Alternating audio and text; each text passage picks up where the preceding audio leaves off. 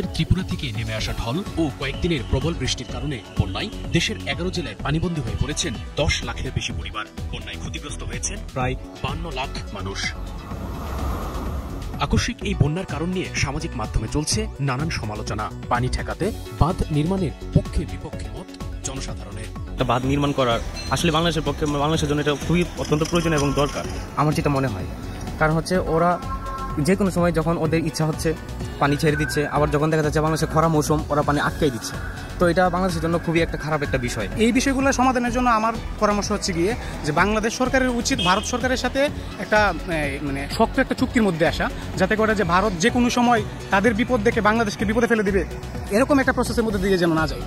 ভারতের মানে তারা যদি চিন্তা করে যে আমরা বিপদে পড়তেছি, এখন আশেপাশে যারা আছে তাদেরকে নিয়েও আমরা বিপদে পড়ি, এই প্রসেসটা থেকে ভারত যেন বের হয়। ভৌগোলিক অবস্থান দিক থেকে আমাদের যেই ভারতমুখী আমরা এই সমস্যাগুলো হচ্ছে বা তারা করছে, এগুলো আসলে নৈতিকতার অভাব।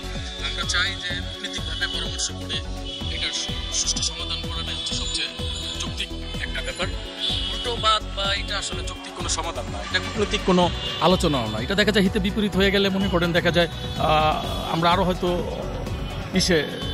পিছনে চলে যাব। বাট আমি মনে করি যে এটা নৈতিকভাবে রাষ্ট্রের ঊর্ধ্বতন কর্মকর্তা যারা আছে এরা মোটামুটি কূটনৈতিকভাবে যদি পার্শ্ববর্তী রাষ্ট্রের সাথে কথা বলে, আমি মনে করি এটাই সবচেয়ে বেটার। এটা হচ্ছে যুগোপযোগী একটা সিদ্ধান্ত, কিন্তু এটা নেওয়ার ক্ষেত্রে আসলে আমাদের অনেক কূটনৈতিক মানে আলাপ আলোচনা অনেক কিছু বাকি এখনো। আজকে আমার বন্যা হচ্ছে, আজকে আমার মধ্যে ওই জিনিসটা কাজ করতেছে যে আমি বাদ দিয়ে ফেলবো এখনই, বাট এটা আসলে চাইলেই 2-4-6 মাসে সম্ভব না যে আমি বাদ দিয়ে ফেললাম। বাঁধ নির্মাণের সাথে বিভিন্ন বিষয় জড়িত থাকায় এখনই সুনির্দিষ্ট কোনো মন্তব্য করেনি পানি উন্নয়ন বোর্ড। এইভাবে বলা যাচ্ছে না যে আমরা কোথায় বাদ দিব এবং কি পরিমাণ পানি আটকাবো। এখন ভাটিতে বাদ দিয়ে পানিটা যখন আটকাবো সেটা আবার ছেড়ে দেওয়ার প্রশ্ন আছে।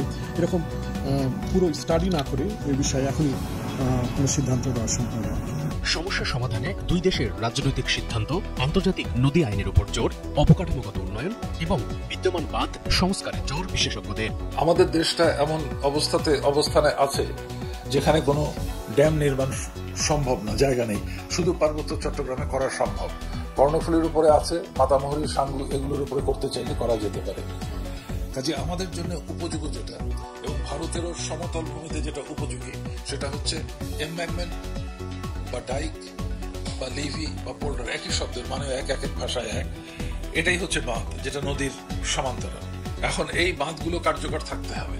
এমব্যাঙ্কমেন্টগুলো যেটা আমাদের দেশে সব নদীতে আছে, এগুলোকে পুনর্গঠন করতে হবে এবং রক্ষণাবেক্ষণের কাজটি সঠিকভাবে করতে হবে। আন্তর্জাতিক আইন দুটো আইন আছে, বাংলাদেশ দুটো আইনের একটা আইন মানে না, ভারত মানে না। তাহলে যে আইন দুটো দেশই মানে না, সেটা প্রয়োগ হবে কে করবে? এই ধরনের কথা বলে কোনো লাভ নেই। 1972 সনের মার্চ মাসে তখন দুই দেশের রাষ্ট্রপ্রধানরা, দুই দেশের প্রধানমন্ত্রীরা সিদ্ধান্ত দেন যে বন্যা ব্যবস্থাপনায় দুই দেশ সহযোগিতামূলকভাবে কাজ করবে। সেটার ভিত্তিতে বন্যার পূর্বাভাস এর তথ্য আদান প্রদানের সিদ্ধান্ত হয়। পরবর্তীতে 87-88 বন্যার পরে সেগুলোকে পর্যালোচনা করে আরো অনেক নদীকে ইনক্লুড করা হয়। এখন আমার প্রস্তাব হচ্ছে, যেটা সংশ্লিষ্ট উপদেষ্টারা বলছেন যে ভারতের সাথে তারা আলোচনা করবে, এটা অত্যন্ত সঠিক সিদ্ধান্ত। কিন্তু ভারতের সাথে আলোচনা করলে পূর্বাভাসের বিষয়টি উন্নত করা যেতে পারে। এদিকে গত 24 ঘন্টায় উত্তর পূর্বাঞ্চল, পূর্বাঞ্চল ও দক্ষিণ পূর্বাঞ্চলে বৃষ্টিপাত না হওয়ায় বন্যা পরিস্থিতির উন্নতি হচ্ছে বলে জানান এই কর্মকর্তা। দেশের উত্তর পূর্বাঞ্চল, পূর্বাঞ্চল ও দক্ষিণ পূর্বাঞ্চলের প্রধান নদসমূহের পানি সমতল হ্রাস অব্যাহত আছে। অব্যাহত থাকার কারণে স্বাভাবিকভাবে আমাদের বন্যা পরিস্থিতি ধীরে ধীরে উন্নতি হচ্ছে।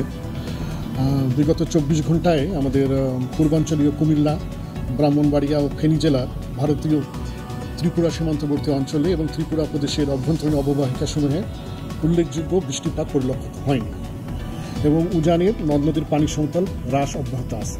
ফলে বর্তমানে মৌলভীবাজার, হবিগঞ্জ, ফেনী, কুমিল্লা ও চট্টগ্রাম জেলার নিম্নাঞ্চলের বিদ্যমান বন্যা পরিস্থিতি উন্নতি